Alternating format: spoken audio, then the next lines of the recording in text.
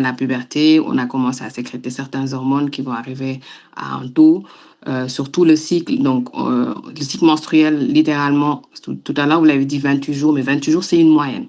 Après aussi, quand on a tendance à dire 28 jours pour tout le monde, et les gens stressent aussi quand c'est trop court ou quand c'est trop long. Donc, il faut juste rappeler qu'un cycle peut aller de 21 jours à 35 jours. Donc, quand on a un cycle de 21 jours, ça reste dans la norme. Quand on a un cycle de 35 jours, on est toujours dans la norme. Le 28 jours, c'est, comme je dis toujours, c'est quelque chose qu'on apprend à l'école. C'est pour faciliter la compréhension, mais c'est pas fixe. C'est pas tout le monde que c'est quasiment même pas beaucoup de femmes qui ont un cycle de 28 jours fixe. Le cycle il varie et c'est selon les hormones que ça va varier. Donc, en fonction de le cycle menstruel, c'est en moyenne 28 jours, comme on a dit. Je vais faire ça un peu plus simple sur les 28 jours. Donc, on a une hormone qui va augmenter, puis une autre qui va chuter, puis à partir de là, il va y avoir la menstruation. Ce n'est pas ce que les gens pensent, c'est qu'il y a un bloc de sang quelque part et qui va tomber chaque mois. Non. C'est parce qu'il y a une hormone qui va diminuer, chuter, et que l'endomètre, qui est la muqueuse qui est dans l'utérus de la femme, qui va se désagréger et sortir. Après, le tabou, c'est que pardon, pas le tabou, l'incompréhension, c'est que les gens pensent que quand l'ovocyte va sortir, c'est cet ovocyte qui sort en forme de règle. Non, cet ovocyte sort au niveau de l'ovaire. Quand il rencontre rien, ça veut dire qu'il n'y a pas eu de fécondation, qu'il n'y a pas eu de rapport sexuel par le spermatozoïde. L'endomètre, c'est notre endomètre qui se désagrège et qui sort sous forme de règle. Ce n'est pas l'ovocyte qui sort sous forme de règle. Donc après, les gens ont... C'est toujours des petites incompréhensions, mais physiologiquement, tout le monde a des hormones, toutes les femmes en général, sauf certaines complications, certaines pathologies, mais de manière physiologique.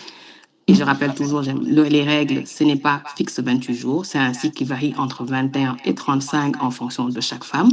Le nombre de jours de règles également, on a l'habitude de dire, ah, moi, mes règles, elles sont trop courtes, ah, moi, mes règles, elles sont trop longues. Non, les règles varient. Ça peut aller 2 à 7 jours et maximum 15 jours. Mais en général, c'est rare que ça arrive jusqu'à 15 jours. À 15 jours, peut-être qu'il y a des pathologies.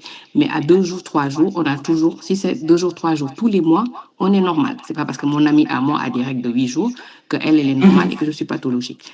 La physiologie, vraiment, c'est qu'il faut le voir sur les 6 cycles.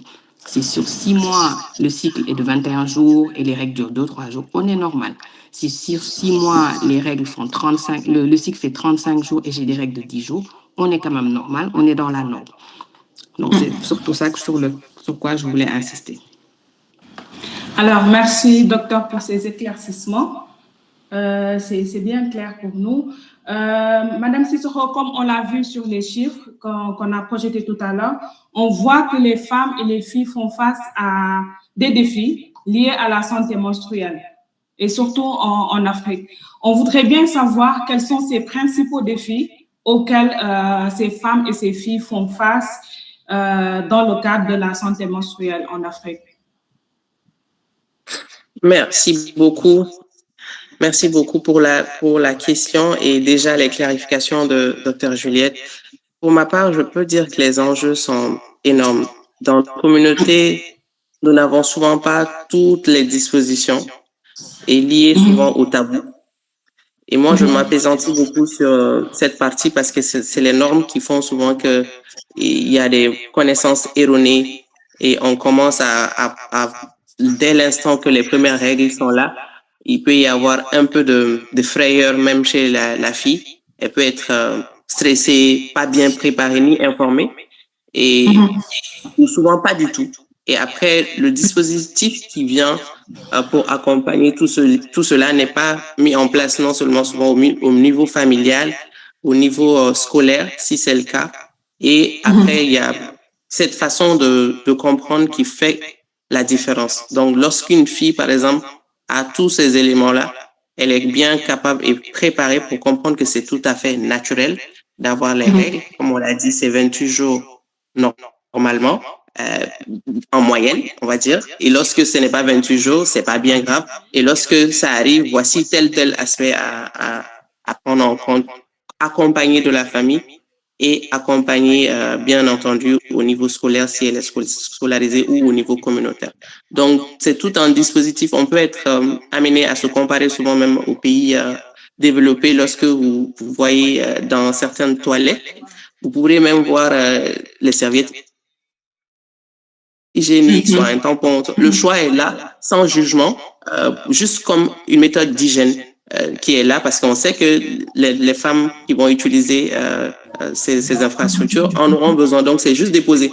Mais nous, c'est très rare de voir ça. Il peut y avoir aussi des questions de moyens financiers dus à la pauvreté, parce qu'il y a une récurrence quand même de l'achat de ces produits-là d'hygiène, le savon, que ce soit les cotons, comment on appelle, tout ce qui est pad pour se protéger, les slips, que ça soit utilisable ou à usage unique. Donc, toutes les protections coûtent aussi de l'argent. Donc, c'est pas souvent donné.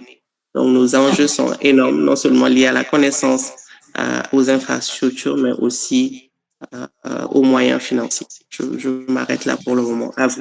Merci. Alors, merci, Dr. Cissokho. Donc, si je vous comprends bien, il y a un problème d'accès à la bonne information des filles, qui est l'un des principaux défis. Et je voudrais même en profiter pour poser la question aux filles. Est-ce qu'elles ont eu à avoir abordé le sujet des règles avec leurs parents avant leur première règle? S'il y a des filles qui peuvent activer leur micro et répondre à la question, s'il vous plaît, ce serait bien. Oui, Aminata Djitom. Bonjour, moi c'est Aminata Djitom Diatta, élève en classe de terminale S2 au lycée El Hadj Omar Lamine Badji de Ziguinchor.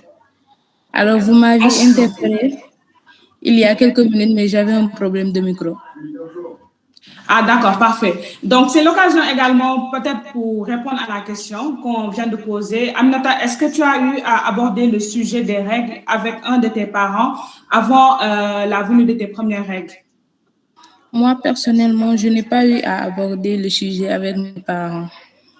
J'ai plutôt abordé avec des camarades de classe. Des camarades de classe. OK, parfait. Est-ce que ça a été le cas avec d'autres filles? On sait bien que l'échange soit participatif, que les filles, parce que c'est un phénomène que nous vivons en tant que femmes, donc c'est pas quelque chose que vous ignorez, c'est un sujet que vous connaissez et que vous vivez tous les mois. Donc, si vous pourrez participer, ce serait bien également. Bonsoir. Diallo. Oui, Khadifal. Oui, ça va, madame. Je vous salue. Ça va très bien, et vous? Merci beaucoup pour l'adhésion. De rien. D'apprécier et de participer à ce webinaire. Pour mon cas, je discutais avec ma mère avant même l'âge de la puberté parce qu'elle voulait que je sois informée et tout. Parfait. Et qu'est-ce qu'aujourd'hui, ces échanges que tu as eus avec ta maman a apporté dans la gestion de tes menstruations? Parce que dès le premier jour, tu sais d'abord ce que tu dois faire, les bons gestes et aussi les erreurs à éviter. C'est ça. Parfait. Parfait. Merci beaucoup, Khadi. Et on nous a également parlé d'indisponibilité des produits hygiéniques et des fois également des produits, des médicaments à prendre quand on a des douleurs au niveau de l'école, par exemple. Ouais. Est-ce qu'aujourd'hui, pour vous les filles, dans vos écoles, vous avez accès à des serviettes hygiéniques qui sont disponibles au niveau de la direction pour les fois où, par exemple, les règles surviennent parce que des fois, on n'a pas un cycle régulier, donc ça peut nous rattraper à l'école et on n'était pas préparé en amont. Donc, est-ce que dans vos écoles, vous avez des protections hygiéniques, des produits hygiéniques, autant pour moi, disponibles? Non, personnellement, je suis à la fac de médecine, mais pas là-bas, vraiment. Et même dans ton lycée? Non, dans mon lycée aussi, il n'y en avait pas. OK. Aminata, je vois que tu lèves la main. Tu voudrais participer? Merci beaucoup. Merci, Khadi. Aminata, la parole est à toi. Je vois deux Aminata. Vous parlez de laquelle? Aminata Djitom. Ah, oui. Nous, dans notre établissement, il y a au niveau de la conseillère, il y a des serviettes hygiéniques disponibles pour tous les élèves. Ah, parfait. Ça, c'est une bonne chose. Merci pour ta réponse. Aminata Maï? Bonsoir. Bonsoir, Aminata. Nous, on est dans notre lycée, on a au niveau de l'infirmerie, on a accès à des services là-bas. Ah, parfait. Ça, c'est une bonne chose. Donc, merci pour vos retours. On va passer à Dr. Juliette. On sait qu'il y a beaucoup de mythes et de croyances derrière, et de fausses croyances derrière les menstruations. Et je voudrais savoir quels sont les mythes et les fausses croyances qui persistent encore aujourd'hui sur les règles et quels sont les impacts liés à cela. Alors, il y a plusieurs mythes. En résumé, tous ces mythes, en fait, ça fait juste, en résumé, un sujet tabou par une mauvaise connaissance. Donc, je vais juste poser 2 ou 3 questions aux filles. Elles peuvent répondre, je pense. Comme ça, par exemple, j'aimerais savoir, est-ce que pour elle, une fille qui a ses règles, elle doit faire du sport ou pas? On peut faire du sport en arrière. Bon, Khadi, toi, tu es étudiante en médecine, donc je pense que tu ne vas pas répondre. Donc, il y a Khadi Wali. Khadi Wali, tu as la parole. Khadi Wali. Oui, ça va, bonjour. Bonjour. Moi, non, je ne crois pas qu'une fille qui a ses règles ne devrait pas faire un sport. Parce que moi, quand j'ai mes règles, la douleur que je sens, mélanger du sport, non, je ne crois pas. Alors, Dr. Juliette Khadi dit non. Donc, il y a Aminata Meng qui lève la main. J'aimerais bien savoir est-ce qu'elle a un avis contraire ou elle a le même avis. Moi, je me dis qu'une fille peut faire du sport, mais pas un sport intense. Comme par exemple, on peut faire du pilates, peut-être. Parfait. Bon, ça fait partie des mythes, justement. Parce qu'on pense que quand on a les règles, c'est sale, on ne peut pas faire du sport. Et ça fait partie. C'est pour ça que je voulais poser la question pour savoir ce qu'elle en pense. Quand on a les règles, on peut faire du sport, on peut faire une activité sportive. À la limite, peut-être, on peut dire, on peut pas aller à la piscine, peut-être. Mais tout ce qui est comme sport, on peut faire de la marche, on peut faire du pilates, on peut courir. Ça ne change. En fait, un des mythes aussi, c'est de penser que les règles sont sales. Donc, quand on a les règles, on a l'impression, c'est toutes les femmes, hein, on a cette impression qu'on n'est pas très propre, on peut pas sortir, on peut pas faire ceci. Mais on peut faire toutes ces activités. Ça ne change absolument rien du tout. Donc, on peut faire du sport. Khadiwali, on peut faire du sport. Après, vous pouvez peut-être pas faire du sport parce que vous décrivez une douleur. Donc ça aussi, ça fait partie des mythes, c'est de penser que les règles, les règles sont censées être très douloureuses. Et je pense que moi, y compris quand j'étais jeune fille, j'ai pas eu la chance que Khadifa a eu d'avoir cette discussion avec ma mère avant les règles pour avoir une préparation. C'est que je me suis réveillée un jour, j'ai vu du sang. J'étais là à dire, je saigne. Donc, j'ai pas, même si je suis aujourd'hui médecin, j'avais pas eu cette discussion avant. Donc, c'est juste après que j'ai eu les règles que j'ai eu la discussion. Donc, cette préparation que vous avez, c'est une chance pour les jeunes filles aujourd'hui. Mais les règles, on peut faire du sport et les règles ne sont pas sales. Et je vais revenir un peu sur ce que Khadi a dit par rapport aux règles. On a toute l'impression aussi qu'on nous dit que quand on a les règles, on est censé avoir une douleur, on est censé être couché. Non, les règles ne sont pas censées être douloureuses au point de nous empêcher de faire nos activités.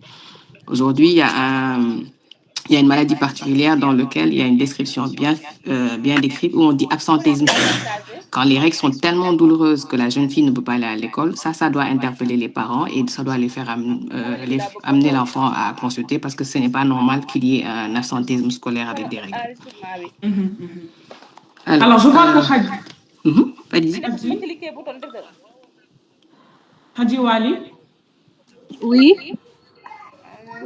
Tu as levé la main, tu voulais apporter quelques précisions.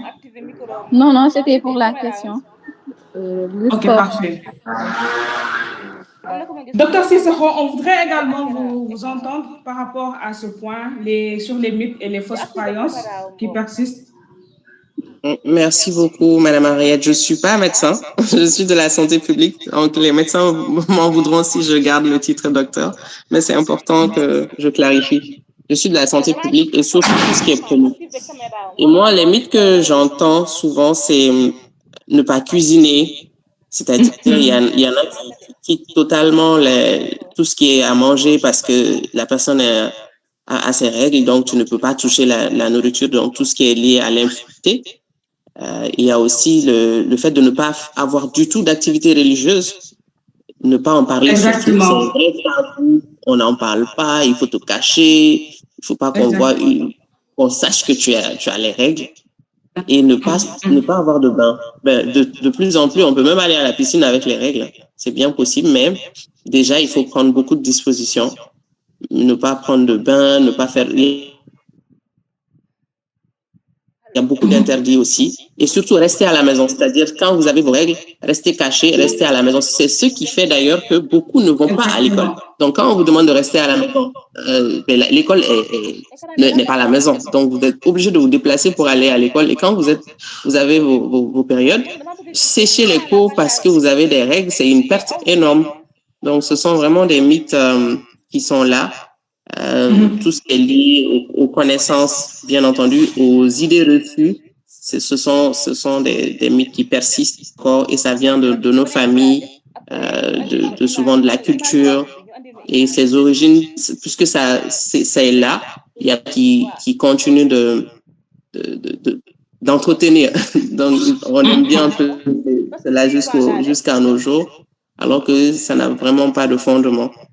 Et ça empêche beaucoup d'autres choses et à ce que la fille s'épanouisse en réalité. Merci beaucoup. Merci à vous. Alors, je voudrais juste savoir si vous avez eu à entendre parler de ce mythe qui dit que le matériel menstruel peut être utilisé pour des rituels maléfiques. On est en Afrique. Oui, on en entend très souvent même, très souvent. Et vous y croyez? Bon, personnellement, un peu oui. Donc, tu y crois ou pas? C'est une question fermée. Difficile de répondre. Difficile de répondre. Une autre, qui y croit ou qui n'y croit pas et pourquoi? Bonsoir, est-ce que je pourrais donner mon avis sur le sujet, s'il vous plaît? Bien sûr. Neifatou Diallo. Ouais, je m'appelle Neifatou Diallo, étudiante en communication digitale. Donc, à mon avis, l'hygiène menstruelle est un sujet très important car elle touche directement la santé, l'éducation et le bien-être des femmes et des jeunes filles. Selon moi, une fille ne devrait manquer l'école ou avoir honte à cause de ses règles. Et il est essentiel de sensibiliser davantage, de briser les tabous et de faciliter l'accès aux produits d'hygiène menstruelle. Et parler des menstruations librement, c'est contribuer à l'autonomisation et à la dignité des femmes. Et par rapport à la question que vous venez de poser, moi, je dirais que c'est la vérité. Parce qu'on a montré quand même pas mal de vidéos où on voit un gars qui était en train de collecter des serviettes jetables. Et voilà, on ne sait pas pourquoi il fait ça. Et quand tu es tout le temps sur TikTok, tu entends quand même des informations. Raison pour laquelle, moi, je préfère les serviettes lavables plutôt que voilà les autres là. Je fais pas du tout confiance. Bon, c'était ma contribution et merci beaucoup.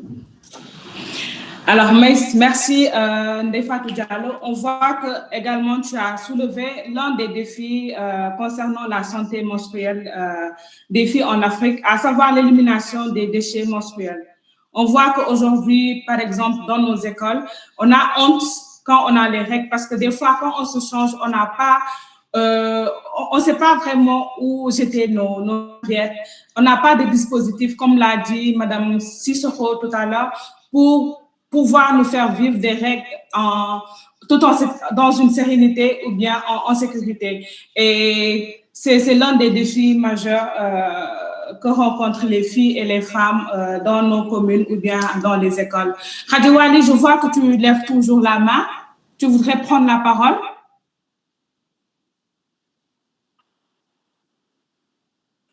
Hadi? Oui. Tu voudrais prendre la parole? Je vois que tu as la main levée. Non, je crois que j'ai touché ça. Ok, parfait. Donc, on va transiter parce que tout à l'heure, Neifatou Diallo a parlé de dignité et d'autonomisation des femmes. Et je voudrais également poser la question à Madame Sissoko.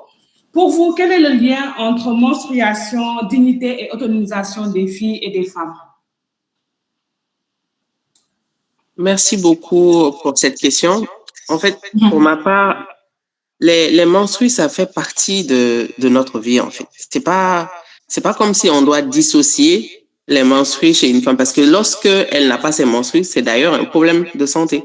Elle ne pourra pas reproduire normalement. Donc, c'est déjà un problème de compréhension du fonctionnement du système reproductif de la femme. C'est sa santé reproductive qui est là. C'est tout un enjeu. Donc, lorsqu'elle a ses règles, c'est un ouf de soulagement d'avoir des règles, d'être normale, de pouvoir procréer et aussi de se sentir femme. Parce que même nos mamans, qu'est-ce qu'elles disent? C'est souvent, oui, dès que tu as tes règles, il est possible que tu aies un bébé. Donc, c'est un raccourci qu'on prend très souvent et on fait souvent peur à la jeune fille pour qu'elle associe règles et bébé, etc. Mais c'est quand même tout un cheminement de sa vie reproductive à partir des règles jusqu'à la ménopause. Donc, des 15-49 ans en général, c'est cet âge moyen pour délimiter cela. Donc, pourquoi l'autonomisation? On a tout ce qui est économique, tout ce qui est lié à son épanouissement, à ce qu'elle peut avoir cette notion de normaliser déjà ces règles-là, de les gérer et d'être capable d'avoir un niveau social acceptable. Donc, c'est aussi, il n'y a pas d'exclusion à avoir quand on a les règles, on ne doit pas se sentir exclu de la société. Ça n'a pas de lien. Donc, la dignité peut venir à ce niveau-là pour qu'elle se sente elle-même, qu'elle soit capable d'avoir des relations saines avec tout le monde et surtout s'épanouir, apprendre des choses, produire s'il le faut. Si elle est une actrice économique, elle peut produire. Si elle est en train d'apprendre au niveau de l'école, elle peut le faire. Donc, rien n'empêche. Il ne faut pas que les règles soient un blocage qui va faire en sorte qu'elle ne puisse pas avoir sa dignité et s'épanouir économiquement. Voilà ce que j'en pense. Merci. Merci beaucoup, Madame Cissokho, pour ces réponses. Alors, Docteur Juliette, aujourd'hui, on a parlé des défis dont font face les femmes et les filles lors de leurs règles. On voudrait aujourd'hui savoir quels risques sanitaires sont liés à une mauvaise hygiène menstruelle. Alors, bon, il y a peut-être certains risques, mais j'aimerais déjà déconstruire une idée parce que j'ai beaucoup de mamans quand elles m'amènent leur jeune fille, c'est oui, il faut lui expliquer que si elle n'a pas une bonne hygiène, elle peut ne pas avoir d'enfant après. Donc, c'est vrai parce que ça, je pense, c'est culturel, on essaie de faire peur. C'est comme tout à l'heure, Madame Roquier l'a bien dit. J'ai eu la même chose quand j'ai eu mes règles. Ma mère m'a dit la première chose. Ah, maintenant, si un garçon t'approche, tu vas tomber enceinte. Donc, je pense que c'est la culture, en fait, de faire peur. Et c'est comme ça qu'on a tout été éduqués. Je pense que peut-être que je reproduis la même chose avec mes enfants. Mais il faut déjà découvrir. C'est pas parce que il y a une bonne hygiène. Bon, il y aura certaines répercussions, mais il ne faut pas systématiquement qu'on fasse peur aux jeunes filles en disant que oui, si les règles ne sont pas bien gérées, on risque de ne pas avoir d'enfants. Parce qu'effectivement, quand on a les règles, c'est lié à notre santé reproductive. Donc, il faut déjà savoir rassurer la jeune fille, savoir lui expliquer et surtout lui expliquer comment faire. Parce que si elle ne sait pas comment faire et on lui donne l'idée de oui, on va avoir des complications, elle ne sait toujours pas comment faire. Alors qu'aujourd'hui, comme il y en a une qui en a parlé à TikTok, il y a tellement d'informations, il y a beaucoup d'informations. Il faut savoir les analyser et pouvoir leur donner la bonne information. Donc, les conséquences, ça peut être autant sur la santé physique que sur la santé psychologique et sociale, parce que la santé psychologique, je pense que sociale, Madame Roquier en a beaucoup parlé. Donc, sur le plan médical, c'est l'utilisation prolongée des protections hygiéniques qui vont donner des complications, parce que le vagin, c'est déjà quelque chose, je vais utiliser les termes, il n'y a que des femmes ici. Donc, le vagin n'aime pas la chaleur, en fait. Déjà, on va mettre la serviette hygiénique, on va mettre la culotte, on va mettre, en général, certaines vont mettre un bas, ensuite vont mettre autre chose. Déjà, ça va rendre le vagin chaud. Et laisser cette serviette hygiénique un peu trop longtemps, ça rend le vagin chaud et c'est ça qui va donner une mauvaise odeur pour commencer. Et ensuite, ça va donner d'autres petites complications comme des infections vulvo-vaginales. Des mycoses, des infections urinaires, des irritations, des démangeaisons. Je reçois beaucoup de jeunes filles avec des irritations et des démangeaisons, mais franchement, je pense sur 10, il y en a au moins 8 qui viennent pour la même chose dès qu'elles ont commencé les règles. parce que ça irrite, parce qu'elles ont laissé la serviette toute la journée. Parce qu'à l'école, on en a parlé tout à l'heure, elles ont honte d'aller changer les serviettes. Elles ne savent pas où les jeter. Elles ont honte de se lever, de dire que tu dois sortir, que leurs camarades sachent qu'elles ont eu leurs règles. Donc, tout ça fait qu'elles vont laisser la serviette toute la journée et c'est ça qui va entraîner ces complications, d'où l'intérêt d'associer les mamans, les papas, qui puissent discuter avec la jeune fille, peut-être lui donner un petit sachet jetable, je ne sais pas, qu'elle amène, qu'elle puisse mettre sa serviette. Voilà. Donc, il y a l'inconfort, il y a des douleurs majorées aussi parce que au fur et à mesure qu'on a des vulvovaginites, c'est des petites infections qui durent, qui ne sont pas traitées, ça peut donner des douleurs pelviennes chez la jeune fille.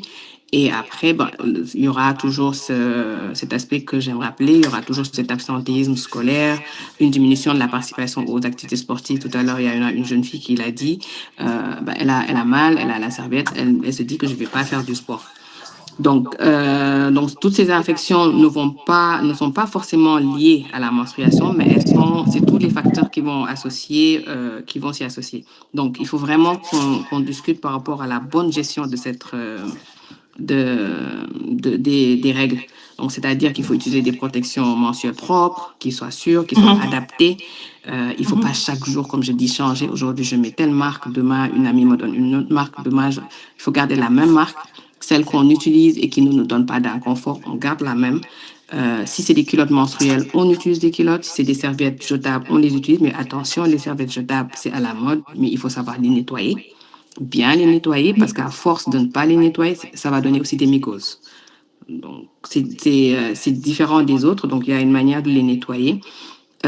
Et en fonction aussi de l'abondance, il faut savoir changer les serviettes régulièrement. Il ne faut pas les laisser toute la journée.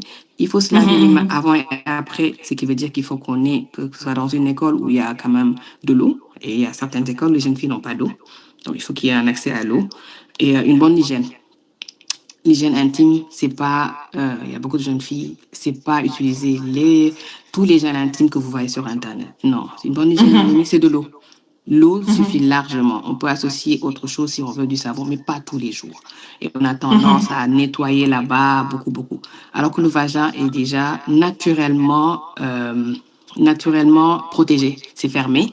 Et il y a des germes qui sont dedans, ça s'appelle des lactobacilles, qui sont naturellement là pour nous protéger. Donc, quand vous utilisez des produits trop agressifs en voulant trop nettoyer, vous altérez votre flore vaginale. Donc, attention à ne pas trop nettoyer. Nettoyer, mais sans excès. Voilà. Alors, merci docteur. Merci docteur. Vous nous avez donné en même temps les bonnes pratiques à appliquer aujourd'hui pour une bonne gestion de l'hygiène menstruelle. Merci beaucoup pour cela. Nefatou, tu voudrais ajouter quelque chose? Oui, en fait, je voulais parler sur l'autonomisation.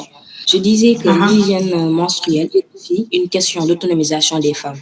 Par exemple, lorsque une jeune fille a accès à l'information, à des protections hygiéniques adaptées et à un environnement sûr, elle peut poursuivre ses études, participer aux activités sociales et développer son potentiel sans être freinée par ses menstruations. Et en revanche, le manque de ressources ou les tabous peuvent limiter ces opportunités. C'est pourquoi investir dans l'hygiène menstruelle, c'est investir dans l'éducation et la confiance en soi et l'indépendance des femmes. C'est pour cela, par exemple, une femme autonome est une femme qui peut prendre des décisions sur son avenir et contribuer pleinement au développement de sa communauté. Du coup, l'autonomisation est quelque chose de très, très important. Voilà. Merci beaucoup pour ta contribution. Alors, docteur Juliette, j'ai juste une question à poser. Vous avez donné plusieurs produits hygiéniques qui existent. Je voudrais juste savoir si aujourd'hui, il y a des produits hygiéniques qui sont destinés aux femmes vierges et d'autres aux femmes non vierges. Alors, pour les femmes non vierges, il y a les tampons, je ne sais pas comment dire en anglais, les pads. Oui, les tampons.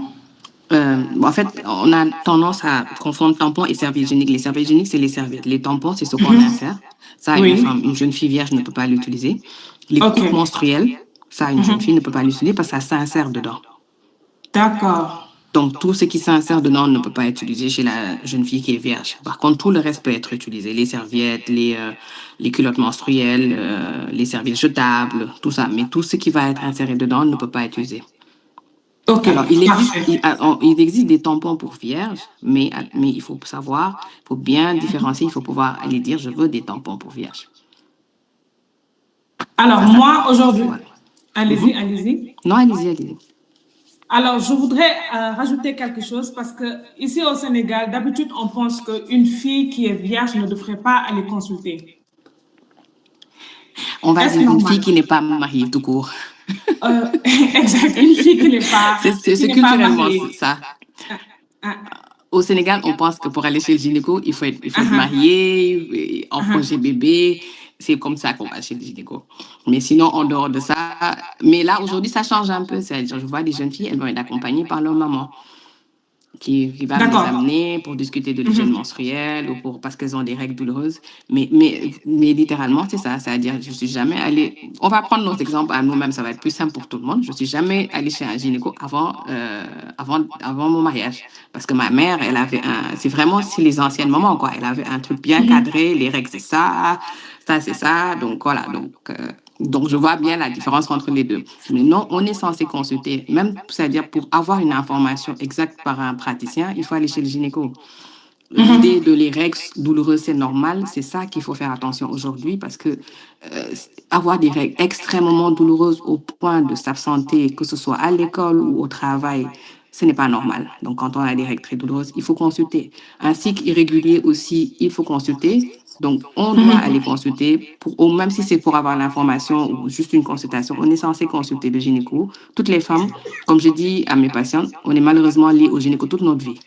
Du début à la fin, on va avoir un gynéco. Pour les règles, ou pour le mariage, pour des douleurs, après pour la ménopause. Donc, on est censé voir un gynéco toute notre vie. Merci beaucoup. Je vois que Mme Yassine, tu veux prendre la parole? Bonsoir. Bonsoir, Mme Yassine.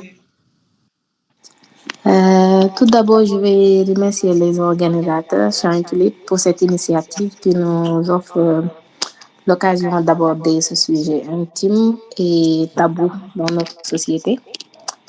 En fait, moi, je voudrais parler pour la question d'autonomisation parce que pour mon cas, en fait, moi, avant d'avoir mes règles, je connaissais exactement ce qu'il fallait faire. J'avais les informations qu'il fallait et tout. Mais juste que je n'avais pas les moyens de m'acheter une serviette hygiénique et tout. C'est ça qui m'a obligée à m'en parler avec ma grande sœur. Juste pour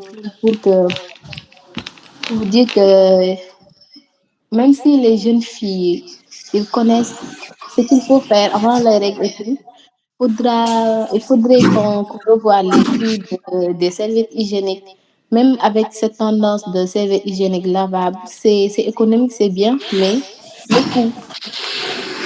le coût des kits menstruels, il faudrait qu'on en reparle et tout pour une bonne gestion des règles par les jeunes filles par eux-mêmes. Voilà, merci beaucoup.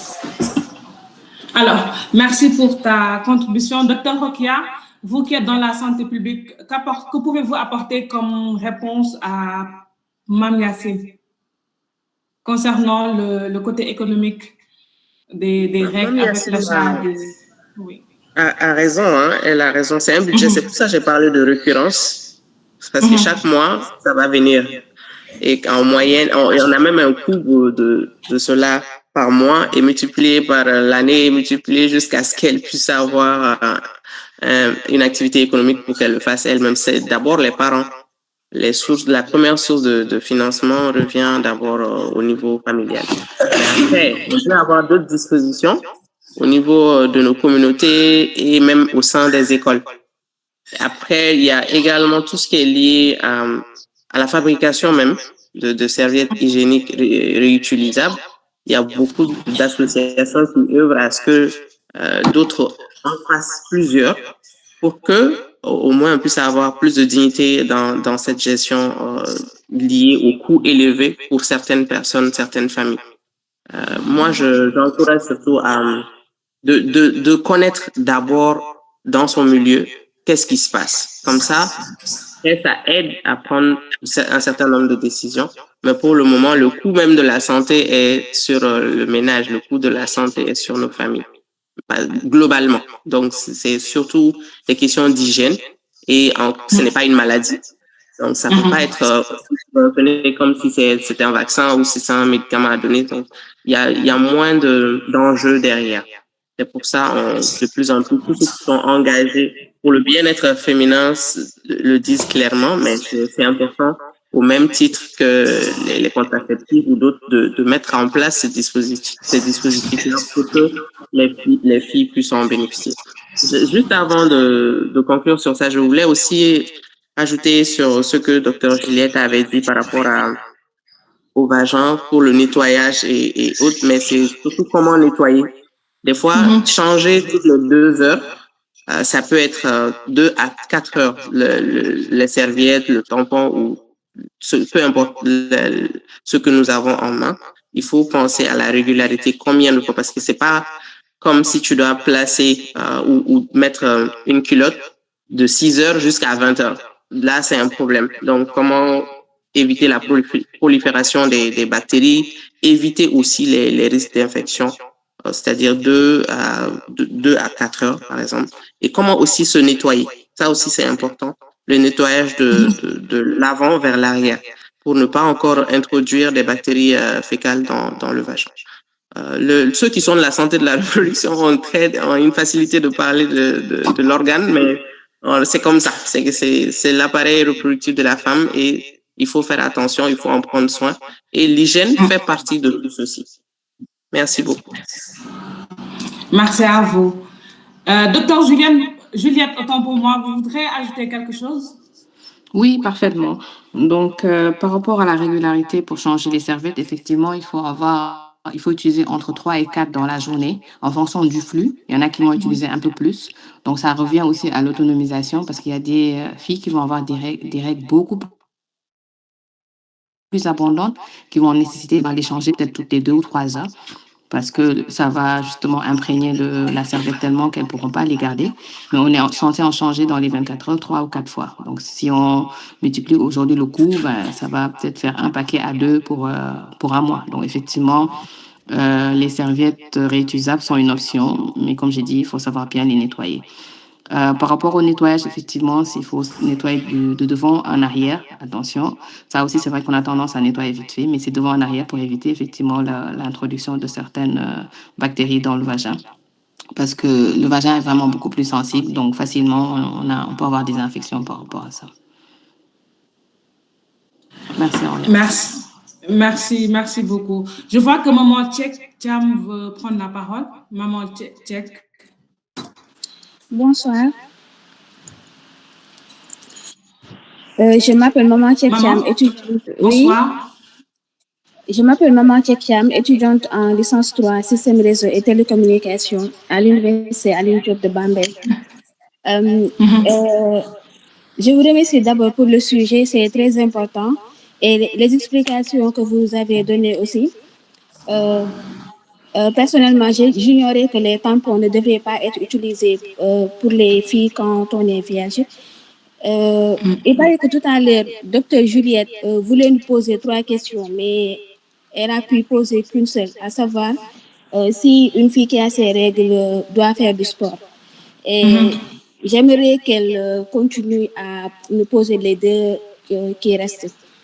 Les 2 autres questions. Maman, ça se voit que tu suis bien. Docteur Juliette? Parce que la deuxième question, quelqu'un l'a relevée, donc je suis passée dessus, c'est est-ce que les règles sont censées être douloureuses? D'accord. Donc maintenant, tu peux répondre, maman. Est-ce que tu es censée avoir des règles douloureuses?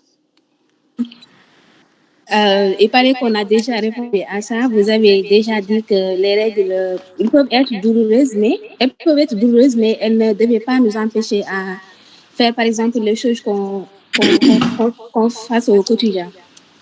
C'est ça. Après, l'autre question, c'était est-ce qu'on devrait avoir honte d'avoir ces règles? Et Madame Roquia en avait parlé rapidement, donc c'est pour ça que je ne suis pas revenue dessus. Mais limite, c'était ça, c'est qu'on pense que les règles sont sales, on ne peut pas faire du sport, que les règles sont une maladie, donc on est exclu carrément de la famille. on a honte des règles, on a peur de se changer, tout ça. Et il y en a même qui vont pas à l'école quand on a les règles. Mais c'est vraiment ça que... Mais après, on en a parlé au fur et à mesure, donc je suis pas revenue sur ça. Ah, d'accord. Merci beaucoup. C'était tout. Merci. Très bien. Merci, docteur. Alors, moi, j'ai une question qui m'est venue tout de suite à la tête. Pourquoi certaines ont des règles douloureuses et les autres non?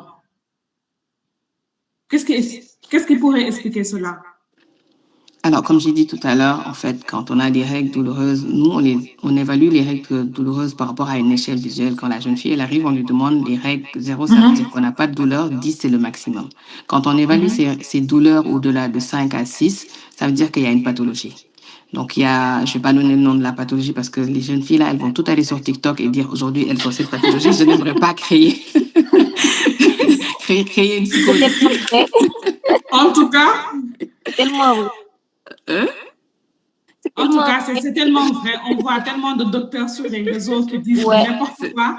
C'est ça. Donc, je vais éviter de créer une psychose en donnant le nom de la pathologie, mais il y en a 2 ou 3 qui sont très, très répandus, qui vont donner des règles douloureuses et malheureusement, qui sont des pathologies qui vont être pourvoyeuses d'infertilité après.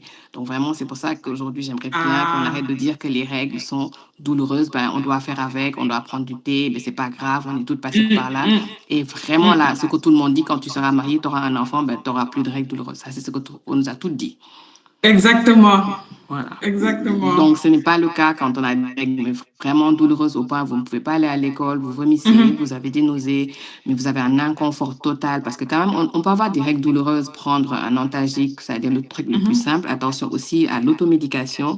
Mon amie prend ça, ben, elle m'a dit de prendre ça, donc je vais prendre... Non, il faut consulter un professionnel de santé qui va vous dire quoi prendre, s'il faut vraiment prendre quelque chose. Et après, il y a d'autres choses. On peut prendre, il y a des bouillottes, il y a des trucs aujourd'hui physiologiques qui évitent de même que nous, on conseille plutôt que de prendre forcément des médicaments. Parce que même comme on le répète depuis tout à l'heure, ça fait partie de la santé reproductive. On va avoir des règles pendant longtemps, jusqu'à, entre guillemets, qu'on soit ménopausé. Donc, aujourd'hui, il y a une ménopause précoce, il y a des ménopauses tardives. Donc, on ne peut pas vous conseiller dès le départ, moi, ma sœur, elle prend ça, donc j'ai mes règles, elle m'a dit de prendre ça. Donc, si vous avez des règles très douloureuses, consultez un praticien qui pourra faire la différence. Est-ce que c'est normal ou c'est pathologique? Parce que oui, des règles très douloureuses au point d'entraîner un absentéisme scolaire ou au travail, c'est pourvoyeuse d'une pathologie qui, aujourd'hui, peut être après une conséquence sur une probable infertilité. Et donc, vous voulez taire le nom? Non, le terme médical, je ne vais jamais le dire. Alors, Fatou, je vois que tu lèves la main. Tu voudrais poser une question? Bon, en fait, c'était pour répondre à Mme Yacine concernant le coût des serviettes hygiéniques. Raison pour laquelle je dis à la plupart des filles de favoriser les serviettes lavables. Par exemple, le dernier que j'ai acheté, je l'ai acheté à 100 000 francs et c'est utilisable pendant plus d'1 an. Du coup, voilà. C'est pas trop cher selon moi parce que imagine, par exemple, chaque mois, tu achètes des serviettes. Et là, tu as la possibilité d'acheter ça à 100 000, mais tu peux l'utiliser pendant 1 an. Du coup, c'est vachement bien et je conseille ça aux filles, en fait. Voilà. J'aimerais poser... Je les trouve pratiques. Alors, Henriette, excuse-moi, j'aimerais que Fatou réponde. Elle a dit le coût à 5 000 francs, mais on ne va pas avoir une seule serviette pour 7 jours de règles. C'est pas une seule serviette. En fait, disons que le serviette que j'ai acheté, il y en a 7 dedans. Du coup, tu peux l'utiliser et c'est réutilisable. Voilà, c'est réutilisable pendant plus d'1 an. Du coup, tu peux acheter un pack de 7. paquet. Ouais. Voilà, c'est ça qu'il fallait dire, parce qu'on a compris que c'était une seule serviette. Une serviette qui était à 100 000. Oui. Non, c'était tout le Et c'est une marque locale? Ouais, c'est ça, en plus. C'est une marque locale. Les Fatou? Oui. C'est une marque locale? Oui, j'ai dit que c'est une amie qui vend ça. D'accord. Donc, tu es en train de faire la promotion? Bon, non, pas du tout. Je trouve que c'est vraiment pratique. Bon, j'ai voulu le partager avec d'autres, tout simplement. Parfait. En tout cas, merci. Peut-être après, ceux qui voudront connaître la marque, vous pourrez vous rapprocher de Neifatou Diallo. Je vois également qu'il y a Diakité Saran qui voudrait prendre la parole. Diakité. Madame Saran Diakité. Oui, merci beaucoup, madame. Bonsoir à tous. Je suis madame Saran Diakité. Alors, moi, ma question, c'était par rapport aux professionnels de la santé. J'ai entendu tout à l'heure les panélistes dire aux filles d'aller vers les professionnels de la santé, alors que nous savons tous que c'est vraiment cher au Sénégal. Est-ce qu'il n'y a pas cette possibilité, comme ce que vous êtes en train de faire comme ça, de faire d'autres thèmes, de choisir d'autres thèmes de ce genre? Au lieu que les filles aillent vers les professionnels de la santé.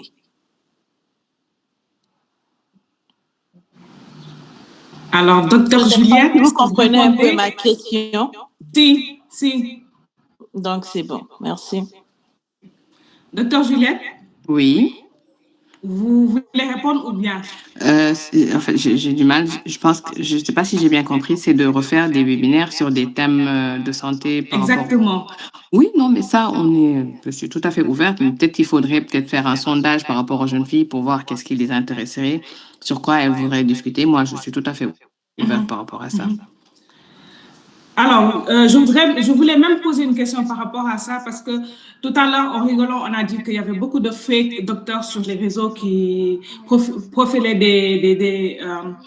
des informations par rapport à certaines maladies ou bien sur certains sujets qu'ils ne maîtrisent pas. Et je pense que également c'est l'heure pour que certains professionnels utilisent les réseaux sociaux pour pouvoir aujourd'hui communiquer avec les jeunes. Parce qu'on sait que beaucoup de jeunes sont en manque de bonnes informations. Et des fois, elles n'ont pas de personnes vers qui se tourner pour certaines questions. Parce que si aujourd'hui on est profane dans un sujet, on ne peut pas donner une réponse, on va dire, objective. On va donner une réponse par rapport à son vécu ou à son expérience. Et ça peut ne pas être une règle générale. Donc, je pense qu'il est temps que certains professionnels, à qui s'ils ont le temps, bien sûr, de créer des pages, pourquoi pas, pour faciliter la transmission de bonnes pratiques et de bonnes informations aux plus jeunes. Je suis tout à fait d'accord avec toi, Henriette. Aujourd'hui, il y a beaucoup de praticiens, peu importe la spécialité, que ce soit gynécologue ou autre, qui sont sur les réseaux sociaux, justement parce qu'on a remarqué qu'il y avait beaucoup de mauvaises informations. Donc, beaucoup se sont mis sur les réseaux maintenant à faire des lives ou même si ce n'est pas des lives, c'est des discussions par rapport à tout ça. J'aimerais aussi insister sur ça. C'est pas parce qu'on aura eu cette information, parce que chaque femme et chaque fille est unique. Donc, une consultation, elle reste personnalisée. Donc, même si on a cette information, quand on sent que l'information qu'on vient de me donner, je ne l'ai pas entièrement, ou je voudrais plus d'informations, ou je pense que peut-être j'ai une maladie, il faut aller vers le praticien, parce que faire le webinaire ou faire le live ne va pas forcément régler le problème. Donc, il faudra peut-être une échographie, il faudra peut-être une consultation physique, il faudra vous examiner. Donc, tout le monde, chacun est unique, chaque femme est unique dans son genre. C'est-à-dire, comme tout à l'heure, je l'ai dit dès le départ, on a dit que les règles étaient censées être 28 jours, mais n'empêche, il y en a qui vont faire 21, il y en a qui vont faire 35. Donc, je peux faire demain un live en disant le cycle est de 28 jours, parce que c'est ce qu'on a appris à l'école. Les règles durent 7 jours. Alors, je vais prendre le nom. Par exemple, Mme Yacine va demain venir à la consultation rapidement en disant « Ah non, docteur, moi j'ai des règles de 31 jours, donc je suis malade. » Non, elle n'est pas forcément malade. Donc, il faut quand même aller vers le praticien. C'est important d'aller pour avoir vraiment la bonne information, parce que la consultation, quoi qu'on dise, elle reste personnalisée. Parfait, merci. Je vois qu'il y a Zainabou Touré qui voudrait prendre la parole. Zainabou? Bonjour, moi c'est Zainabou Touré, étudiante en électromécanique à l'IPSL. Au fait, j'ai juste une suggestion à donner par rapport à ce que le médecin disait tout à l'heure sur l'automédication, quand on a nos règles. Comme par exemple, moi, auparavant, j'avais des règles douloureuses, mais depuis que j'ai adapté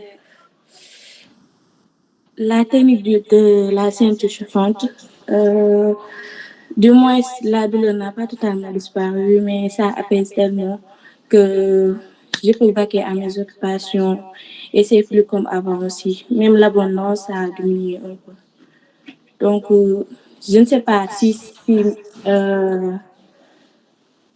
c'est normal au terme médical, comme on dit, mais en tout cas, ça apaise et aussi ça ne m'empêche pas de faire ce que je faisais quotidiennement aussi.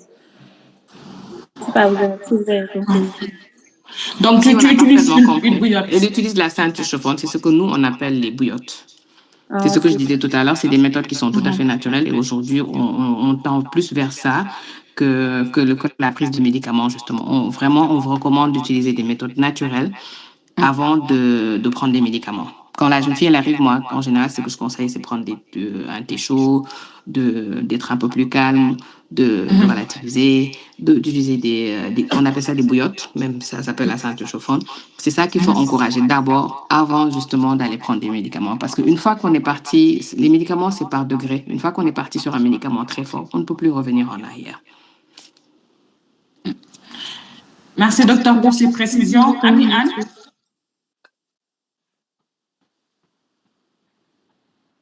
Ami Anne, tu as des questions? Aïssatou Niang, tu voudrais prendre la parole?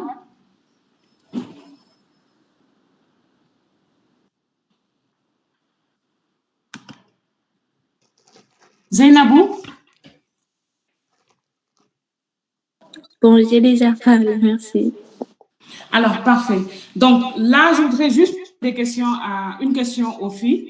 Est-ce que vous avez eu à ressentir des choses bizarres durant vos règles et que vous avez eu honte d'en parler à quelqu'un ou vous n'aviez pas eu la possibilité d'en parler à une professionnelle?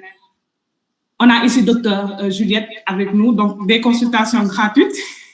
Vous pouvez en profiter. Si aujourd'hui vous avez eu à avoir des ressentiments un peu bizarres durant vos règles qui vous a inquiété, mais vous n'avez pas pu en parler à un professionnel ou à une personne par honte. Qui voudrait prendre la parole? Ami Anne, vas-y, tu peux prendre la parole.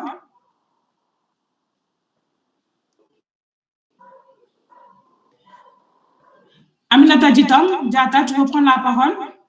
Apparemment, Ami, il faut ouvrir ton micro pour pouvoir parler. Tu as la main levée. Aminata, tu peux y aller. Tu peux y aller. D'accord. En fait, c'est un moment que je voulais poser la question. C'était par rapport aux règles douloureuses. Par exemple, moi, dans mon cas, c'est que j'ai des règles extrêmement douloureuses et j'ai eu affaire à des médicaments. Mais j'utilisais des médicaments comme Denapar. C'est des antidouleurs. Qui te les avait prescrits? Non, personne ne me les avait prescrits. Donc, tu as fait de l'automédication dont parlait Dr. Juliette. J'avais utilisé, j'avais demandé des antidouleurs et on m'avait donné ça. Qui te les a donnés? Ma mère. Ta mère. Dr. Juliette? Ça marchait bien, mais après, disons que les médicaments arrêtaient le saignement. Wow.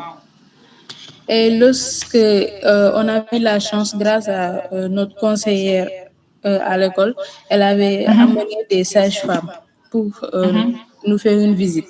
Et je leur ai parlé de mes règles douloureuses parce que j'avais des nausées, des fois des vertiges et des fois je ne pouvais même pas faire court. Alors ces médicaments m'ont beaucoup aidé.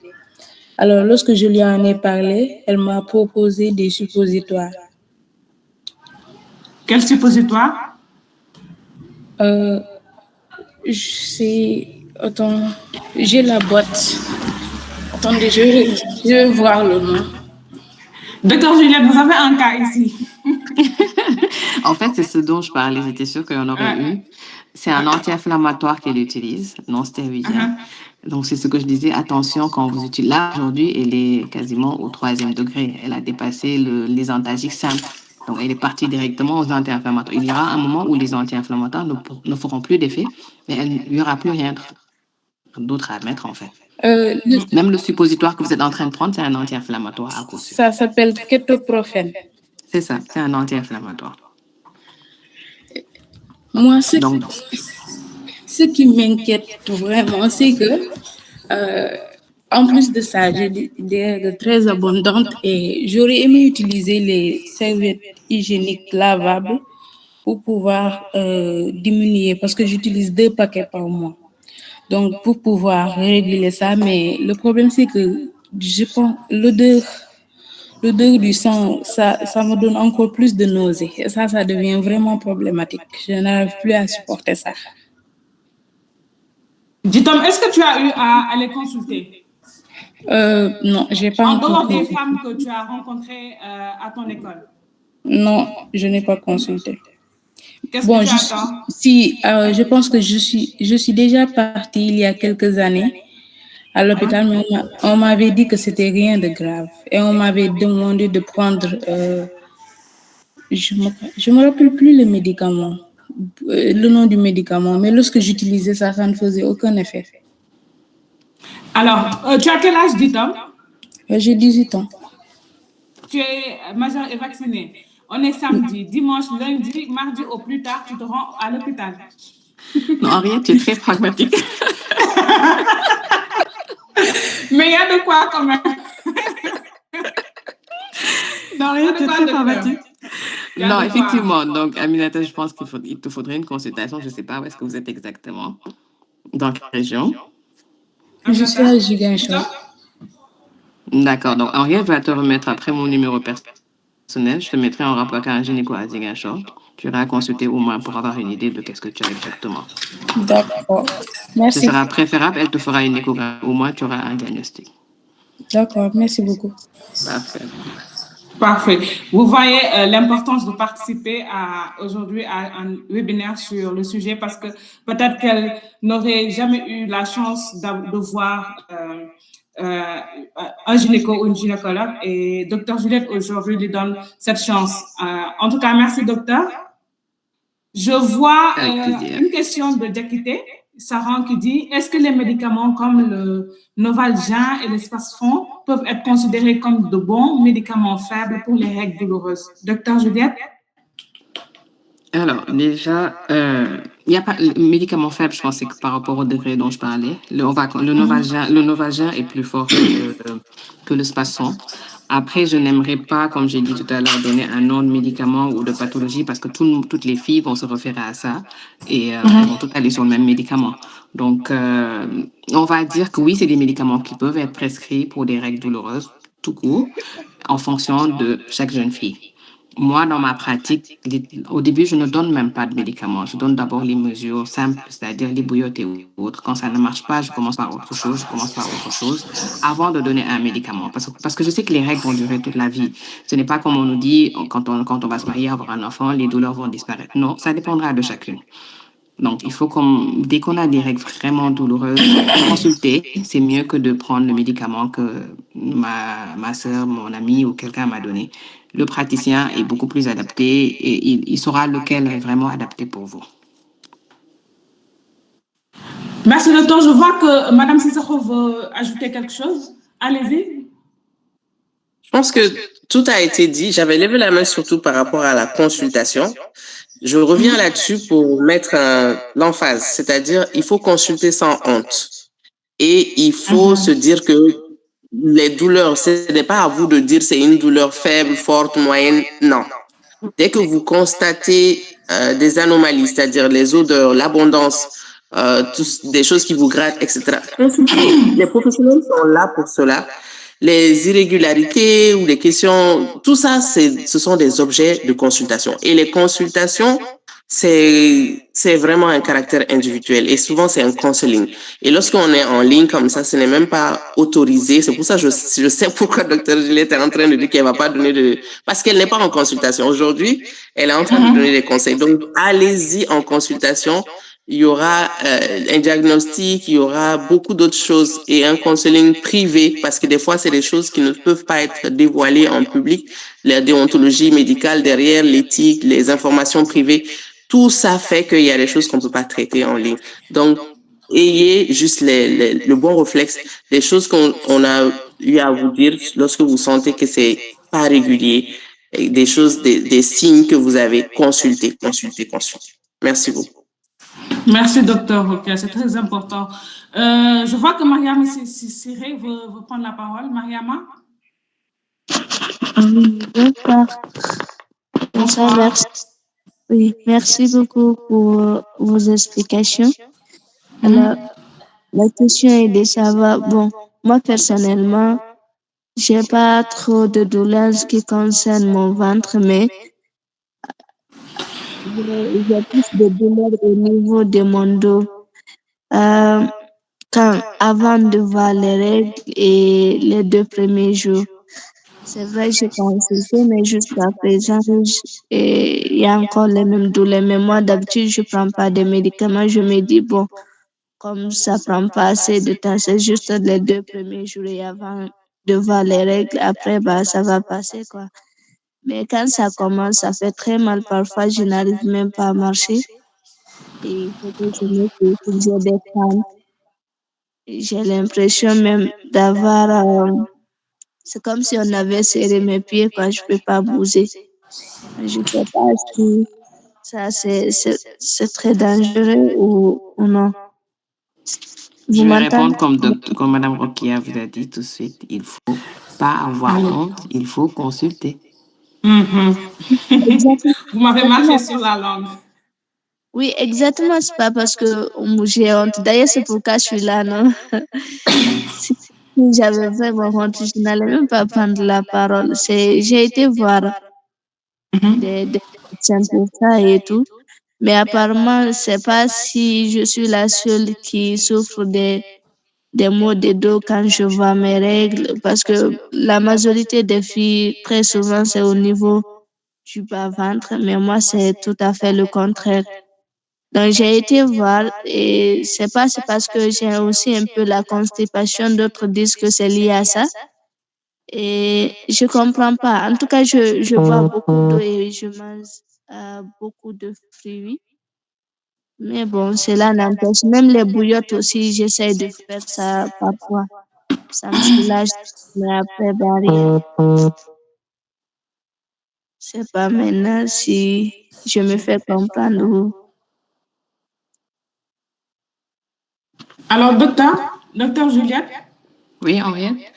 Est-ce qu'il est normal aujourd'hui, avant d'avoir ces règles, d'avoir, comment on appelle ça dans votre jargon,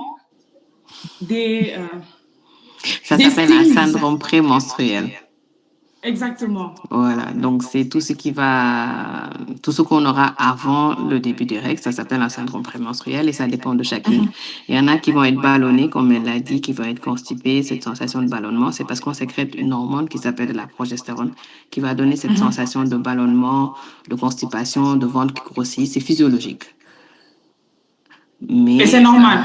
Oui, c'est tout à fait normal d'avoir ces sensations de ballonnement juste avant les règles. Tout le monde l'aura. Ça dépendra de chacun. Si on a une autre pathologie digestive associée, ça peut être un peu plus accentué par rapport à quelqu'un d'autre, mais littéralement, tout le monde va avoir une sécrétion de progestérone. Toutes les femmes, toutes les filles qui ont des règles, on a une sécrétion de progestérone avant les règles. C'est cette chute de progestérone qui va faire que les règles vont venir.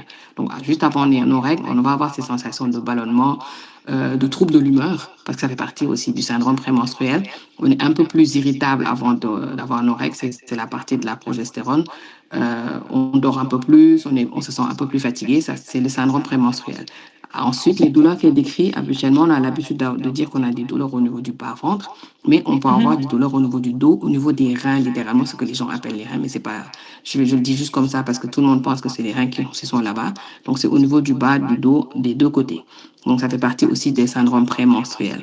Après, si vous avez une consultation par un praticien qui vous a examiné, qui a fait peut-être une échographie, qui trouve que physiologiquement, il n'y a rien, et que vous-même, vous dites que quand vous mettez les bouillottes et autres, les douleurs passent. Donc, je vous rassure, donc, a priori, c'est des douleurs qui sont physiologiques. Tant que ces douleurs ne vous empêchent pas de faire vos activités et qu'elle passe normalement sans aucun médicament, ça veut dire que c'est normal. Ça fait juste que vous avez un syndrome prémenstruel un peu plus accentué que quelqu'un d'autre. D'accord, merci beaucoup, madame. Oui. Avec plaisir. Je peux... Alors, docteur, toujours... Allez-y, Sylvain, allez-y. D'accord, merci beaucoup. Alors, j'aimerais aussi savoir, est-ce que le stress peut causer ici le retard des règles? Parce que parfois, j'ai l'impression que quand je suis un peu stressée ou bien quand je suis très heureuse, quand je me débarrasse de tous les problèmes, parfois les règles peuvent venir sans même que je le sache. Parfois même ça retarde. Je ne sais pas si c'est dû à mon humeur ou quoi. J'aimerais savoir cela. C'est très bien. C'est ce que je disais tout à l'heure en disant qu'on peut avoir des troubles de l'humeur à cause d'une hormone qui s'appelle la progestérone que l'on sécrète juste avant les règles. Et ce que je dis, les femmes et les filles, on est comme les montagnes russes. C'est physiologiquement l'exemple que je donne. Nos hormones, ça monte, ça descend. C'est comme nos humeurs, ça monte, ça descend. C'est tout le monde qui est comme ça. C'est comme la femme qui est enceinte, elle sécrète beaucoup de progestérone parce que c'est ça qui maintient la grossesse. Donc, elle est très irritable pendant le premier trimestre. Donc, c'est cette hormone que nous sécrétons juste avant nos règles qui fait que justement, on a ces changements d'humeur. Ensuite, effectivement, les règles, la femme, elle est liée à ses hormones. Tous les changements sont liés à ces hormones. Tout ce que vous allez voir physiologiquement chez nous, c'est lié à nos hormones. Donc, quand on est trop stressé, on peut avoir un retard de règles ou on peut avoir, quand on a un choc émotionnel, par exemple, on nous déclare un décès ou quelque chose, on peut avoir les règles qui viennent même en avance par rapport à la date prévue. Donc, c'est physiologique. Si c'est juste comme je dis tout à l'heure, c'est pour ça que je disais, on n'interprète pas les règles sur un seul cycle. Il faut d'abord demander sur tous les 6 derniers mois comment étaient les cycles. Mais si vous avez juste un cycle qui est raccourci par rapport à un autre, ça peut être dû à votre stress ou autre chose. Donc, d'où l'importance de faire une activité physique régulière. Il faut faire du sport. Peu importe l'activité, même si c'est de la marche, si à la maison vous faites quelques mouvements ou quelque chose, il faut toujours avoir cette idée on doit faire du sport, c'est parce que ça régule nos hormones. Donc on doit s'habituer à pouvoir faire une activité physique régulière. Merci, docteur, pour ces précisions. Rita, s'il vous plaît, votre micro est ouvert. Rita Bambouki. Rita, si vous pouvez fermer votre micro, s'il vous plaît. Alors, je vois que dans le chat, nous avons quelques questions. Il y a Sorna Diaratam qui dit qu'elle vient d'arriver. Je ne sais pas si vous avez déjà parlé des serviettes hygiéniques. Oui, on en a déjà parlé. Fatima Tanongo qui dit « Bonsoir, bon, moi, je n'ai pas de douleur pendant les règles, mais des caillots de sang menstruels. » Allez consulter. Merci, Je réponds à la place de docteur. Il y a Fama Kandi qui dit « Moi, c'est Fama. Je voulais savoir, est-ce que c'est bien que je continue d'utiliser l'Apifène? Je l'utilise depuis mes premières règles et parfois, j'ai peur pour les effets secondaires à l'avenir. Et le problème est que je ne peux pas m'en passer. » Fama, je ne sais pas, mais on dirait que c'est de l'automédication. Le docteur a dit non à l'automédication, allez consulter. Hadi Walidouf nous dit, est-ce que c'est normal d'avoir des règles qui durent d'une semaine à 10 jours? Tout à l'heure, le docteur a dit que les règles pouvaient aller jusqu'à 15 jours. Je pense que c'est ça. Je ne me trompe pas, docteur? Oui, c'est bien ça, parce que même je pense qu'il y a beaucoup de musulmans, même dans l'islam, on vous dit que jusqu'à 15 jours, vous pouvez prier parce qu'on sait qu'on peut avoir des règles jusqu'à 15 jours. Mais après, c'est comment ça va, les répercussions qu'on peut avoir sur la santé, par exemple, de l'anémie. Parce qu'on peut avoir de l'anémie au-delà de quand on perd beaucoup de sang. Donc, c'est pour ça qu'il y a intérêt de consulter pour que le praticien puisse évaluer est-ce que c'est normal, est-ce qu'il y a une pathologie, est-ce que ça anémie ma patiente ou pas. Ok, parfait. Donc, il y a Alimatou Sadia Diallo qui dit bonsoir. J'aimerais savoir comment bien nettoyer sa zone intime. Je pense qu'on en a parlé tout à l'heure. Et Dr. Rokia avait dit d'éviter de se nettoyer du devant vers l'arrière et éviter l'arrière vers l'avant pour éviter d'apporter des matières fécales dans le vagin. Et comme on le dit, le vagin n'est pas une cuisine. N'est-ce pas, docteur? Merci. Vraiment, parfait. Le vagin, c'est vraiment pas une cuisine. Alors, merci. Je pense que Alimata Sadia, tu as ta réponse. Adja Ngaïta Dja nous dit, est-ce que c'est normal d'avoir mal au sein pendant les règles? Le docteur en a parlé. Elle a parlé des syndromes prémenstruels, des symptômes. C'est ça, les symptômes prémenstruels ou le syndrome prémenstruel. C'est normal d'avoir mal au sein, les seins qui sont un peu plus lourds, les tétons un peu plus sensibles. C'est dû à l'hormone, la progestérone. Donc, c'est physiologique et normal. Merci, docteur. Lisa nous dit qu'elle est traumatisée pendant les règles. Lisa, comment ça a Par contre, traumatisé? elle, il faudrait bien qu'elle prenne la parole, qu'elle nous dise pourquoi elle est traumatisée. Exactement. Lisa, si tu peux ouvrir ton micro. Lisa,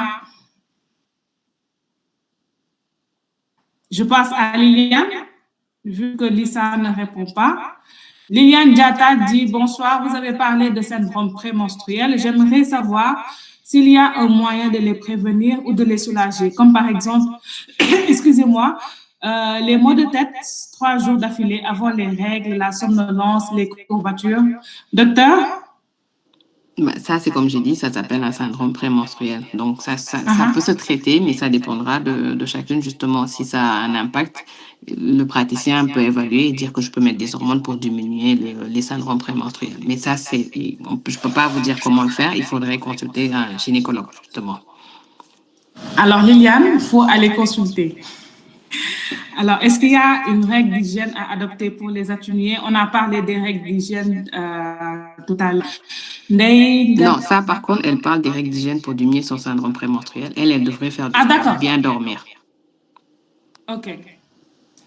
Liliane, c'est bon? Tu as ta réponse, je pense. Ndaina Gougay dit pendant mes règles, je vois des boules et je ne sais pas si c'est normal ou pas. En plus, j'avais de la pilosité et je pensais avoir un SOPK. Ensuite, je suis allée voir un gynécologue. Il m'a dit que je n'avais pas de SOPK, mais il m'a prescrit un médicament, Diane 35. Et je me demande si ce médicament est sûr parce que d'après mes recherches, c'est un contraceptif. Docteur. Bon, Henriette, tu te doutes bien que je ne vais pas répondre à la question. Ça, c'est médical, très personnel. Alors, on lui dit d'aller revoir le même gynécologue ou bien de changer de gynécologue pour... non, elle peut voir le même gynécologue. Hein. Je peux la rassurer en disant que c'est quelque chose qui peut être prescrit pour ce qu'elle a, si elle a ça. Mais je ne peux pas aujourd'hui lui dire il faut prendre, il ne faut pas prendre parce que je ne l'ai pas examiné. Mais oui, c'est quelque chose qu'on peut prescrire. Donc, il faut poser les questions. Comme je dis, quand on vient en consultation chez le praticien, que ce soit gynécologue ou sage-femme, quand vous entrez dans le bureau, vous êtes dans le bureau. Vous devez poser toutes vos questions. Et j'aime bien dire à mes patients, écrivez vos questions à la maison, sur votre téléphone, sur vos notes, comme vous voulez. Comme ça, vous n'oubliez rien. Parce que quand on arrive, peut-être qu'on va oublier ceci ou cela. Donc, écrivez tout avant de rentrer dans le bureau du médecin. Comme ça, quand vous rentrez, vous posez. Il n'y a pas de questions bêtes, il n'y a pas de questions tabou, il n'y a pas de questions... Et c'est pas parce que vous êtes dedans, vous êtes pressé. Le médecin, on n'est pas pressé quand vous entrez. Prenez le temps de nous poser toutes vos questions. On vous a prescrit un médicament, vous avez peur de ce médicament, mais dites-le à votre praticien. Il va prendre le temps de vous expliquer que oui, c'est un contraceptif, mais je vous l'ai prescrit pour ceci, cela et cela. Voilà. Vous savez, maintenant, avec ChatGPT et Gemini, on a pas mal d'informations et des fois, c'est un peu mélangé pour nous. Non, parce que ChatGPT fait justement, c'est pour ça, tout à l'heure, j'avais peur de donner. C'est parce que elles vont toutes partir sur ChatGPT ou TikTok, qui va faire un rassemblement de tout ce qui sur le médicament, mais qui ne va pas répondre à votre question. Donc, restez chez votre praticien, votre gynéco, vous y retournez, vous lui posez la question. Merci beaucoup. Donc, Ndainago, vous avez votre réponse. Retournez voir votre gynéco et profitez-en pour lui poser toutes les questions qui vous tapotent l'esprit. Après, il y a Pasteur Faouné qui dit, moi, je voulais savoir, est-ce qu'il est normal d'avoir des arrêts de sang pendant les règles? Par exemple, moi, si j'ai mes règles souvent jusqu'à la...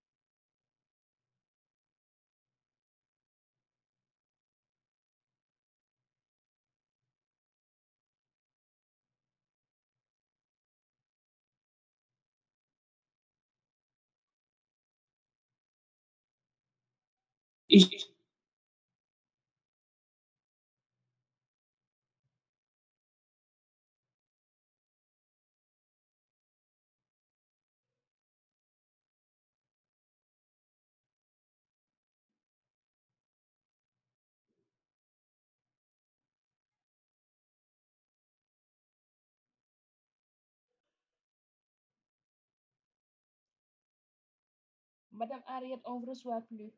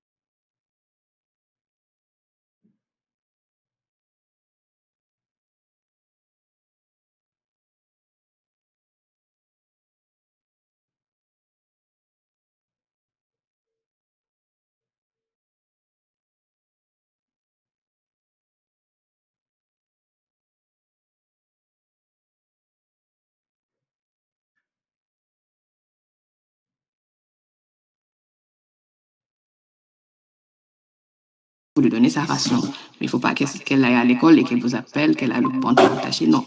Et comme je dis, dès qu'on a direct, et les 2 premières années, le cycle il est irrégulier. Ça aussi, j'aime bien l'expliquer. Il faut pas que se dise qu'elle va avoir un cycle de 28 jours les 2 premières années, ce n'est pas possible. C'est physiologique, c'est le temps que les hormones se mettent en place, que ça s'adapte. Donc, elle peut avoir des règles. Aujourd'hui, 15 jours encore, elle a encore les règles. Donc, il faut lui apprendre, par exemple, à mettre une serviette dans son sac pour qu'à tout moment, elle puisse en avoir à l'école. Donc, c'est ça, lui préparer un kit menstruel, comme on dit, pouvoir avoir des protections, des sous-vêtements de rechange qu'elle met dans le sac. Comme ça, elle est sûre qu'elle est tout le temps, elle a toujours ses protections. Ensuite, il faut que les parents soient aussi attentifs aux difficultés éventuelles, c'est-à-dire les douleurs. On n'est pas cette idée de dire à la jeune fille, les douleurs avec les règles, c'est normal. Non. Il faut pouvoir lui expliquer qu'on peut avoir des douleurs, mais dès qu'elle vous parle tout le temps de douleur au point de s'absenter ou qu'il y ait certains problèmes, discuter avec elle et l'amener chez un professionnel. Et dernièrement, on en a beaucoup parlé, il faut encourager les jeunes filles à avoir une estime de soi et les rassurer que sur les changements normaux sur le corps, on a les seins, on a la voix, on a la pilosité. Il faut que vraiment les parents soient là pour en discuter. Après, en général, c'est nos mamans, mais les papas aussi devraient être dans la discussion pour pouvoir vraiment, il faut impliquer les pères dedans, c'est très important. Donc ça, pour ne pas en faire juste une affaire de femmes, quoi, comme on dit. De femmes, voilà. Exactement. Ça permettrait peut-être de réduire un peu les tabous. Merci beaucoup pour ces réponses.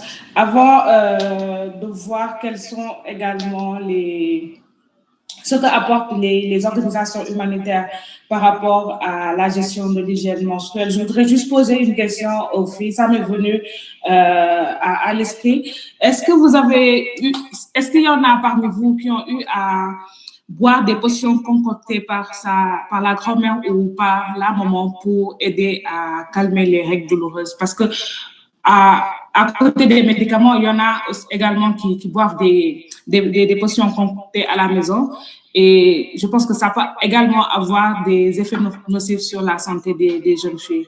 Est-ce qu'il y a des filles parmi vous qui ont déjà eu à les utiliser? Bonsoir. Oui, bonsoir. Personnellement, pour mon cas, je n'ai pas utilisé, je n'utilise pas ces décoctions-là.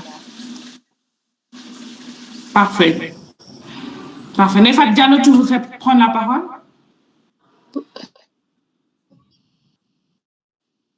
Nefatou? En fait, disons que moi, j'avais plutôt une question concernant l'irrégularité des règles.